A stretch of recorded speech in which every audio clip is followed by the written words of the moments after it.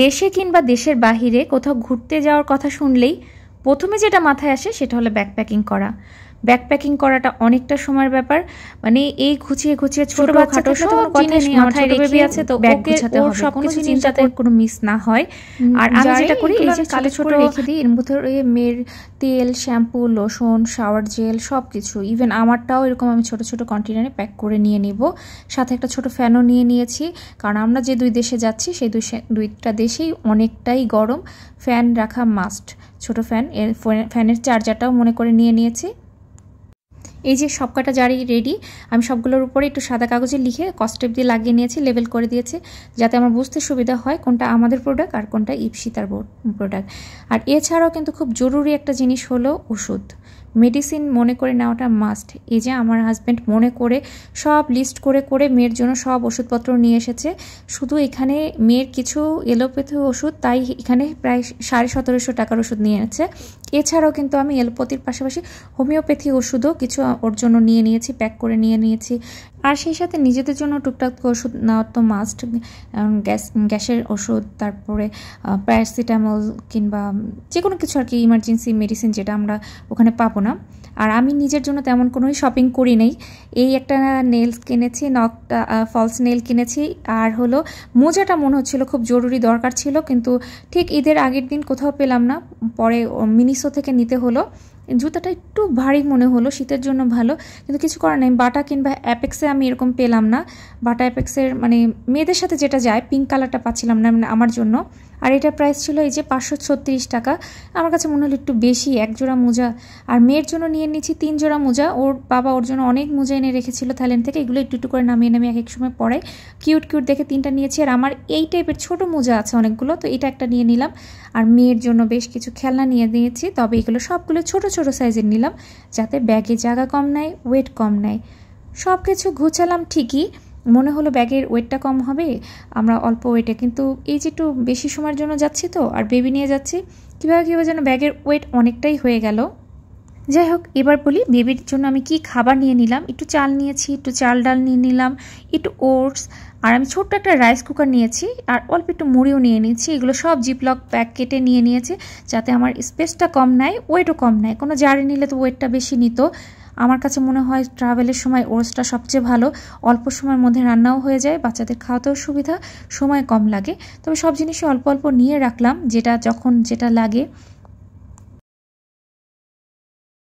এবার আমার কসমেটিক দেখাই। আমার কসমেটিকের ক্ষেত্রেও সেম, যতটুকু কম নিয়ে পারা যায়, যেটুকু না নিলেই নয় সেইটুকু নিয়েছি আমি। কয়েকটা লিপস্টিক, একটু আইলাইনার, আইশ্যাডো প্যালেট তো নেই, ফাউন্ডেশনও ছোট্ট কন্টেনার নিয়ে নিয়েছি, যাতে জায়গাটা কম নেয়। ইপসির জন্য একটু বেবি লিপস, সব কিছু গুছিয়ে অল্প জায়গায় যে ছোটো ছোটো মিনি পারফিউম নিয়েছি, কারণ আমাদের হলো মালয়েশিয়া থেকে লাংকাওইতে যেতে গেলে ওখানে কোনো লিকুইড অ্যালাউ করবে না, তো এই জন্য আমি ছোটো মিনি পারফিউম নিয়ে নিয়েছি, এটা আমার কাজে দিবে। তো সব কিছু আমি একটা ব্যাগে সুন্দর করে গুছিয়ে নিয়েছি, যাতে আমার পেতে সুবিধা হয় এবং কসমেটিকগুলো সব একটা ব্যাগের মধ্যে অর্গানাইজ থাকে।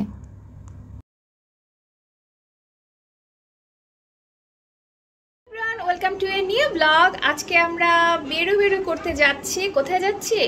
দুইটা দেশে ঘুরতে যাব। একটা যাচ্ছিল সিঙ্গাপুর, এর আগেও আমরা গিয়েছি, তবে তখন ইপসিতা ছিল না। এখন ইপসিতা এই ছবিগুলো দেখে আর খুব ইচ্ছা করে আমি কেন সিঙ্গাপুর যাইনি, মালয়েশিয়া যাইনি, তো ওকে দুইটা দেশে ঘুরবো। আগে যাব সিঙ্গাপুর, তারপরে যাব হলো মালয়েশিয়া। তবে হ্যাঁ, আমাদের ফ্লাইটটা কিন্তু আগে মালয়েশিয়াতে ল্যান্ড করবে, তারপরেই ট্রানজিট আছে, তারপরে আমরা সিঙ্গাপুর যাব। লম্বা একটা জার্নি। তো দেরি না করে ব্লগটা শুরু করছি। আমার সাথে সাথে আজকে দেখুন আমরা কতটা সময় লাগে। এখন ঘড়িতে প্রায় 9:45টার দিকে উবার বুক করব, তারপরে এয়ারপোর্ট যেতে হতে হয়তো 9:30 10টা, বা কত সময় লাগে ঠিক বলতে পারছি না। আমাদের তো গাড়ি ড্রাইভার ভাইয়া ছুটিতে আছেন, ঈদের পরপর ছুটিতে আছেন, তো যাবো আজকে উবারে। এটা নিয়ে একটা চিন্তা আছে, সে স্টলার আছে, বড় বড় দুটো ব্যাগ আছে, সবকিছু মিলে অনেক টেনশন আছে হবে কিনা। লম্বা জার্নি কিন্তু আমাদের শুরু হতে চলেছে আজকের রাত 10টা থেকে, এবং আগামীকাল সম্ভবত দুপুর 3টার দিকে আমরা হোটেলে পৌঁছাবো। তো দেরি না করে শুরু করছি। উবার প্রায় কাছাকাছি চলে এসেছে, আর 2-3 মিনিট সময় লাগবে, যার জন্য ব্যাগ ট্যাগ নিয়ে আমরা নিচে রেডি। গাড়ি এসে যেন দাঁড়িয়ে না থাকতে হয়। আসলো না, উবার ক্যান্সেল করে আবার আরেকটা উবারে কল করা হয়েছে, এটা আসতে মানে আরও 10 মিনিট সময় লাগবে। এখন নিচে বসে বসে আমরা অপেক্ষা করছি। ইপসি যদি গাড়িটা চালাতে পারতো, এই যে আমাদের গাড়ি কভার করা আছে, এটা নিয়ে সুন্দর করে সারা করে ইপসি আমাদেরকে নিয়ে যেত এয়ারপোর্টে, তাই না? ভালো তো না ইপসি? পারো? কীভাবে চালাতে হয় গাড়ি? মন্দি আমাদের ভালোই নিচে আসছে, নাহলে এতক্ষণ অপেক্ষা করার জন্য ভালো লাগছিল না। এটা কি হোটেল জানো? রেডিসন। তুমি এখানে যেতে চাও? আচ্ছা, আমরা যাব পরে। এখন আমরা যাচ্ছি এয়ারপোর্টের পথে। আজকে রাস্তা একদম ফাঁকা, ঈদের পর বলে কথা, খুবই ফাঁকা। আপনি মনে হচ্ছে 10 মিনিটে যেতে পারবো, যদিও আমাদের অলরেডি কতখানি লেট হয়ে গেছে। একটা উবার ক্যান্সেল করে আরেকটা আসতে আসতে আরো 10-15 মিনিট লেট। সমস্যা নাই, এখনো মনে হয় শুরু হয় না, বোরিং না। দ্বিতীয়বার হলো মাইক্রো অর্ডার দিয়েছি, কোনো রিস্ক নেই, যদিও এটার ভাড়া হলো ডাবল আগেরটার চেয়ে। তারপরও ব্যাপার নাই, যে ইফি রেস্টলারটার জন্য আমাদের এইটা হলো ভোগান্তি। রেস্টলারটা হচ্ছিল না, দুটা ব্যাগ হচ্ছিল, কিন্তু রেস্টলারটার জন্য আমাদের এই বড় গাড়িটা নিতে হলো। ইফি গান গাচ্ছে, খুবই খুশি। এবং দেখতে দেখতে আমরা চলে এসেছি এয়ারপোর্ট। মাত্র 10 মিনিটে চলে আসলাম। ওই যে এয়ারপোর্ট দেখা যাচ্ছে।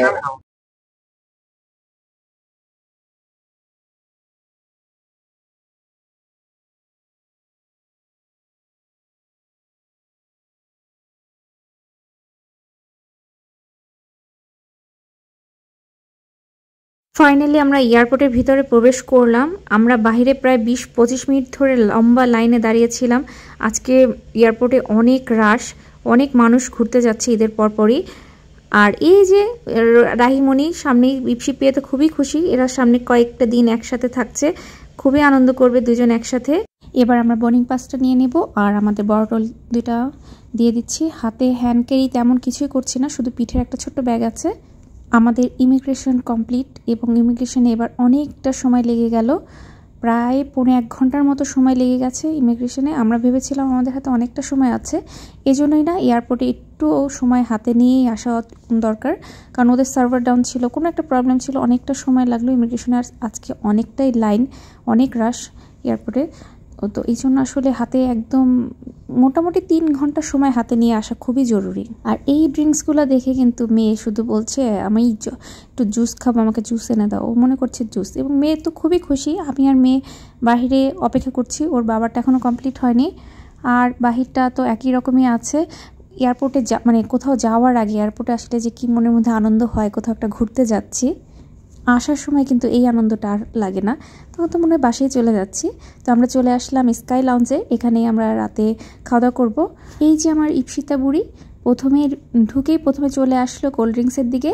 এখানে আইসক্রিম থাকলেও নিশ্চিত আইসক্রিমের দিকে চলে আসতো, ঠান্ডা জিনিস খেতে খুব পছন্দ করে, এগুলো মানে বেশিরভাগ বাচ্চারাই খুব পছন্দ করে। তো চলুন দেখা যাক ইবিএল এর রাতের জন্য কি কি খাবারের ব্যবস্থা আছে। আমার তো প্রথমে ডেজার্ট দেখেই মনটা খারাপ হয়ে গেল। আমার এখানে চিজ কেকটা খুবই পছন্দ, ব্লুবেরি চিজ কেক, আজকে এটা নাই, রেড ভেলভেট কেক আছে, এটাই ট্রাই করব। ওদের খাবার তো আমার বরাবরই খুব পছন্দ, তো আমি হলো যেটা ভালো লাগে একটু করে নিয়ে নিলাম।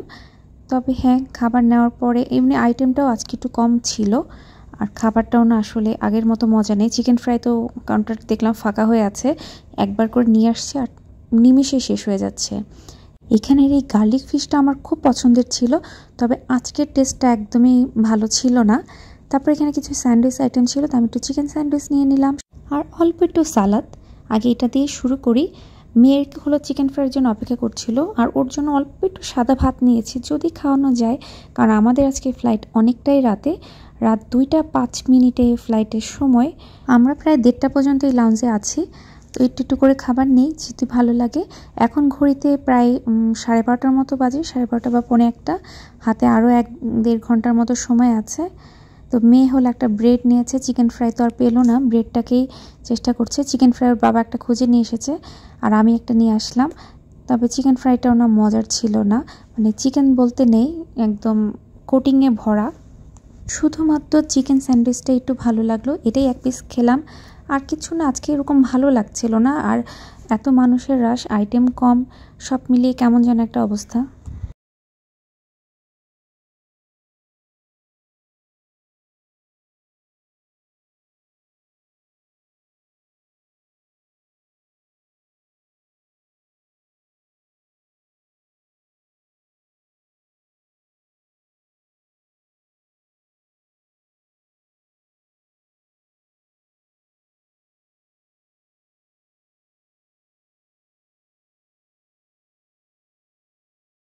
মেন কোর্স তো ভালো লাগলো না, চলেন এবার একটু ডেজার্ট নিয়ে আসা যাক।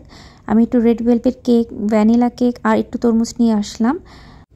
খুব শখ করে প্রথমে রেড ভেলভেট দিয়ে শুরু করলাম। এখানে কেক তো আমার খুব পছন্দ, কিন্তু না, এবার তেমন একটা ভালো লাগেনি। রেড ভেলভেটটা তো তাও যেটুকু ছিল, ভ্যানিলা কেকটা এতটাই হার্ড হয়েছিল, মানে সব কিছু মিলিয়ে ডেজার্টটা জমলো না।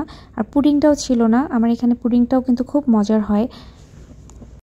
খাবার তো ভালো লাগলো না, এবার একটু জুসই খাই লাস্টে। প্রথমে ভাবলাম অরেঞ্জ জুস নেই, তারপর ভাবলাম না, অরেঞ্জের চেয়ে অ্যাপেল জুসটাই ভালো হবে। অ্যাপেল জুস নিয়ে নিলাম, সেটাও তেমন একটা ভালো লাগলো না। তো ইপসিতে হলো রাহির জন্য অস্থির হয়েছিল, রাহির সাথে একটু দেখা করতে বের হয়ে গেলাম আমরা। রাহি মামনিরা বসেছে হলো এয়ার লাউঞ্জে, তো ভাবলাম যে ওদের সাথে একটু কিছু সময় থাকি। তো ইপসিতা চলে আসলো এয়ার লাউঞ্জে। এখানে এসে ইপসির পায়ের কাছে এই ফুড ম্যাসাজ মেশিনটা দেখেও তো বলছে, মা আমার না পা ব্যথা করছে, মানে ওর একটু ফুড ম্যাসাজের খুব দরকার। যাই হোক, এখানে একটু খাবারগুলো দেখে নিই এক ঝলক কি কি আছে। এখানে আইটেমগুলো মোটামুটি দেখলাম ভালোই আছে, যদি ফলটা একদম শেষের দিকে। এখানেও সেম স্যান্ডউইচ ছিল, তবে প্যাটিস ছিল নতুন কিছু। চিকেন ফ্রাইটাও একটু দেখতে ভালো, তবে এখানে নতুন একটা জিনিস দেখলাম, পর্ন টোস্ট। এটা কিন্তু খুবই মানে ইউনিকও ছিল এবং ভালোও ছিল। এর সাথে আছে পাস্তা, চিকেন, পোলাও, ভেজিটেবল, অনেক কিছু ছিল। আর এখানে গার্লিক ফিশটাও দেখতে ভালো লাগছিল, যদিও আমরা এখন আর খাওয়ার মতো সাহস পাচ্ছিলাম না, কারণ আমাদের লম্বা জার্নি, আমাদের আগামীকাল। তারপর অল্প একটু একটু জিনিস নিয়ে এসেছি। প্যাটিসটা ভালো লাগলো দেখতে, আর এই যে টোস্টটা কিন্তু খুব ভালো লেগেছিল। আর ইপসিতাকে হাতে এক টুকরা পেয়ারা ধরে দিলাম।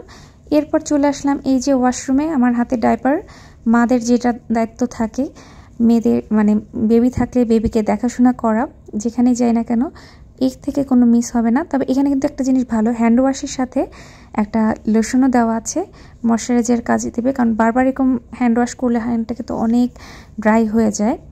আর এখন হলো ঘড়িতে রাত প্রায় 1:10, ভীষণ ঘুম পাচ্ছে। আজকে আমরা ভীষণ টায়ার্ড, কারণ সারাটা দিন এই যে আসবো তার আগে লাস্ট মিনিট সব কিছু চেক দেওয়া, প্যাকিং করা। আর ইপসির চোখে তো ঘুমই নেই, মেয়ে অপেক্ষায় আছে কখন বিমানে উঠবে। স্ক্রিনে সে গেম খেলার চিন্তায় আছে, ওর খুব ইচ্ছা স্ক্রিনে গেম খেলতে খেলতে সে বিদেশ চলে যাবে। ঠিক 1:30 বাজে আমরা লাউঞ্জ থেকে বেরিয়ে পড়লাম।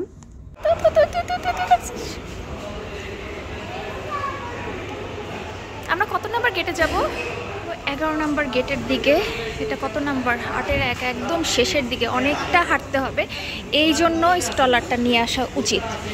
স্টলার নিয়ে আসলে এই বেবি কোলে নিয়ে নিয়ে হাঁটা দরকার হয় না, এইটা কি সুবিধা। হাঁটতে হবে 11 নাম্বার, একদম শেষের দিকে। পাচ্ছে ইপসি? ঘুম আসছে? ইপসি লাইটের জন্য ঘুমাতে পারছে না।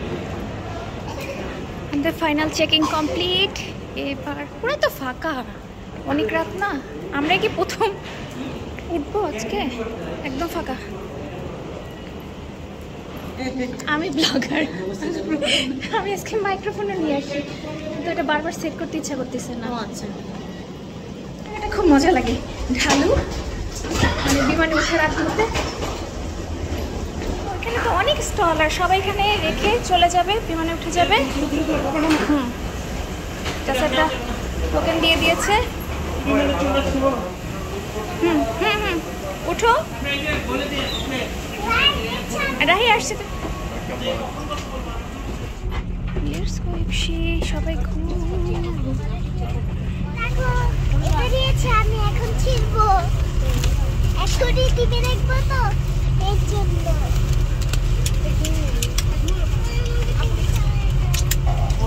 আর এটা কি? ব্ল্যাঙ্কেট। আর এটা কি? ঘুমাও, ঘুমিয়ে পড়ো।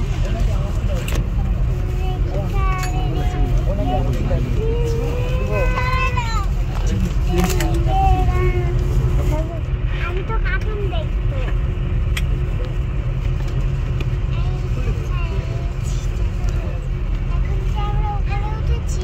দেখি ইপসি গান শুনছি। আমি বলছিলাম কি দিল তোমাকে? গিফট পেয়েছো? বিমান ছাড়ার আগ মুহূর্তে যতগুলো বেবি ছিল সবাইকে এরকম করে একটা প্যাকেট গিফট দিয়েছে, এবং এর ভিতর অনেক কিছু আছে। গিফট পেয়ে সব বাবুরাই অনেক খুশি, কতক্ষণে খুলে দেখবে। ব্যাগের ভিতরে একটা স্টিকার ছিল, এখানে সব পাইলটগুলো ছিল। আর এই যে এখানে কিছু কার্টুন ক্যারেক্টার সাথে পেন্টিং করার জন্য কিছু রং পেন্সিল দিয়ে দিয়েছে, 2টা পেন্সিল আছে, স্কেল আছে, রাবার আছে। ভালোই হলো। আমি তো আরও এগুলো সব গুছিয়ে নিয়ে এসেছিলাম, মেয়ে যদি হোটেল রুমে বসে অস্থির হয়ে যায় তাহলে ড্রয়িং করতে দিব, কিন্তু এইরকম যে বিমানে পেয়ে যাবো সেটা জানতাম না, তাহলে আর কষ্ট করে এগুলো নিয়ে আসতে হতো না। অনেক কিছুই ছিল। তো এবার হলো ইপসি তো কার্টুন দেখছে, আমি চিন্তা করছি কি দেখা যায়, কমেডি কিছু দেখলেই ভালো, জার্নির পথে একটু মানে মজা লাগবে। তবে এখানে তেমন হিন্দি কোনো মুভি পাচ্ছিলাম না, ম্যাক্সিমামই হলো ইংলিশ, আর বাংলা তো একদমই নেই। বাংলা একটা কিছু থাকলে ভালো হতো, শাকিব খানের কোনো একটা মুভি দেখতে দেখতে চলে যেতাম। তো ফাইনালি আমি হলো চার্লি চ্যাপলিন দেখছি, এটা আমার ছোটোবেলায় খুব পছন্দের ছিল। তো দেখছি আর নিজে নিজে একা একা হাসছিলাম, খুব মজা লাগছিল। অনেকদিন পরে দেখছি তো, ও আসলে ওর প্রতিটা কর্মকাণ্ডই খুব হাস্যকর। আর আমার মেয়ে দেখছে হলো এই যে ভূতের কার্টুন। আমি তো অবাক, মানে আমি ভেবেছিলাম ও হয়তো এমনি বাচ্চাদের কার্টুন দেখছে, না ও ভূত দেখছে। আর বিমান টেক অফ করার কিছুক্ষণের মধ্যেই বেবিদের খাবার আগে সার্ভ করে দেয়। তো ইপসিকে দিয়েছে হলো পায়েস, সাথে একটু আলুর সালাদ, একটু অরেঞ্জ জুস, একটা জলের বোতল, একটু পিনাট, সল্টেড পিনাট, আর হলো একটা বার্ন বাটার। এবার দেখি মেইন কোর্সে কি দিয়েছে। মেইন কোর্সে দিয়েছে ফ্রাইড রাইস আর হলো চিকেন মশলা। এদিকে তো ইপসিতা ঘুমিয়ে পড়েছে, অনেক কষ্টে তাকে ঘুম পাড়ালাম, সে লাইটে কোনোভাবেই ঘুমাতে পারছে না। তো ওর খাবারটা এখন তো আর খেতে পারবে না, ওর খাবারটা ব্যাক করে দিয়েছি, আর ওর অরেঞ্জ জুসটা একটুখানি খেয়ে দিচ্ছি। ওদের খাবার দেওয়ার কিছুক্ষণ পরেই অ্যাডাল্টদের খাবার সার্ভ করে দিচ্ছে। আর এই যে রাহিম মামুনি এখনও ঘুমায়নি, ওকে দিয়ে দিয়ে দেখছে ইপসিতা কি ঘুমিয়ে গেছে। এবার আমাদের খাবারও সার্ভ করে দিয়েছে, একদম সেম হুবহু একই খাবার। ইপসিতা একটু ছোট যখন ছিল, 2 বছরের পর্যন্ত ওর চাইল্ড মিল আলাদা পেয়েছি, ওর একটু আলাদা রকম ছিল, মশলা কম দিয়ে। এখন দেখছি তো অ্যাডাল্ট আর চাইল্ডদের একই রকমই খাবার, হুবহু একই। আমাদেরও লাঞ্চে খেয়ে একদমই ফুল অবস্থা, খাওয়ার মতো কোনো রকম এনার্জি নেই। আর এইসব ফ্লাইটে কিন্তু সব ধরনের ড্রিঙ্কসেরই ব্যবস্থা ছিল, যার যেটা ভালো লাগে বললেই ওরা দিয়ে দিবে। তো আমি হলো একটু চার্জার, এখানে ভালো চার্জিং পয়েন্ট আছে, তো আমি ভাবলাম যে একটু চার্জ দিয়ে নেই, কারণ মোবাইল ভিডিও করছি আর চার্জ প্রায় শেষ হয়ে যাচ্ছে। আর এখন তো প্রায় মধ্যরাত, সবাই ঘুম, আমি একটা ফোঁটাও ঘুমাতে পারিনি। দেখতে দেখতে কিভাবে যেন সকালের আলো ফুটে উঠলো দেখলাম। মানে এরকম বিমান থেকে সূর্য উদয় হওয়া দেখা, মানে আস্তে আস্তে সূর্যের আলোটা ফুটছে, অন্ধকার থেকে একটু একটু করে আলো আসছে, দেখতে দুর্দান্ত লাগছিল। সাধারণত এটা দেখা হয় না। আর আমার এবার সিট, মানে ম্যাক্সিমাম সময় আমার সিটটা কেন যেন এই উইংসের উপরেই পড়ে, যার জন্য ভালো একটা ভিডিও নিতে পারি না। এই তো আশেপাশে থেকে ভিডিও নিচ্ছি, কি সুন্দর মেঘরা খেলা করছে সকালবেলা, কি সুন্দর মেঘের খেলা। তবে আমার হলো চোখ মুখ টলমলো করছে ঘুমে, সারাটা রাত জেগে আছি। আর এখনও তো আরও জার্নি বাকি, এখন তো মাত্র মালয়েশিয়া যাচ্ছি, তারপর সিঙ্গাপুর যেতে আরও সময় লাগবে। ইপসিতাকে একটু ঘুম পাড়াচ্ছি, আর একটু পরে তো ল্যান্ডিং টাইম এসে যাবে, তখন তো উঠাতেই হবে।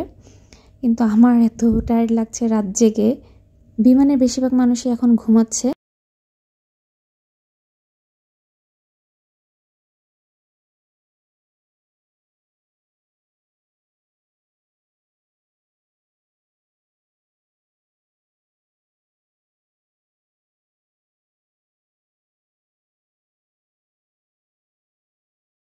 আলোটা বাড়তে বাড়তে মনে হলো অনেকটাই বেড়ে গেছে, সূর্যের রশ্মি এত তীক্ষ্ণ হয়ে গেছে, আমার মনে হচ্ছে পুরো চোখে মুখে এত সূর্যের আলো পড়ছে, তাপ আসছে।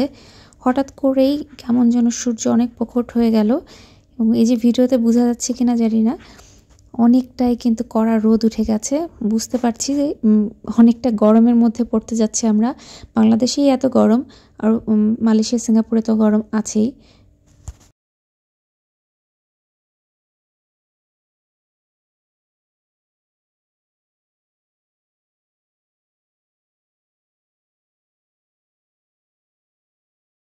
তো আমাদের বিমান হলো ল্যান্ডিং এর সময় হয়ে গেছে।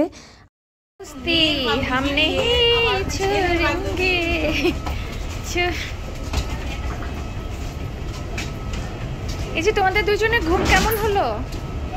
ঘুম হয়েছে? এখন কোন দেশে আসলে তোমরা? এখন কোথায় আছো জানো? কোন দেশে? মালয়েশিয়া। মালয়েশিয়া পর্যন্ত আজকে ব্লগটা রাখবো, না হলে অনেক বড় হয়ে যাবে।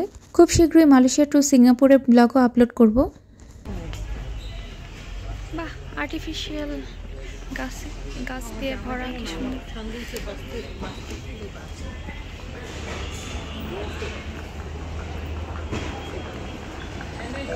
বোর্ডে দেখে নিচ্ছি এখন কত নাম্বার গেটে আমাদের যেতে হবে ডিপার্চার। এখন টাইম আছে হাতে 2 ঘন্টার সময়। গাইস, এখন আমরা দৌড়ের উপরে আছি। আর লঞ্চে কি যাওয়ার সময় হবে? পারবে লঞ্চে যেতে? এয়ারপোর্ট এত বড়, হেঁটে কভার করাটাই মুশকিল। লঞ্চ পর্যন্ত যেতে যেতে দেখবো যে আমাদের টাইম হয়ে গেছে বিমানে ওঠার। পুরো এয়ারপোর্ট জুড়ে শুধু গাছ আর গাছ, একটা রিয়েল না, সব আর্টিফিশিয়াল গাছ দিয়ে সুন্দর সবুজে ঘিরে রেখেছে। তবে এখন এয়ারপোর্টটা দেখছি না ঘুরে, আমরা হলো এইসব দিকে যাচ্ছি।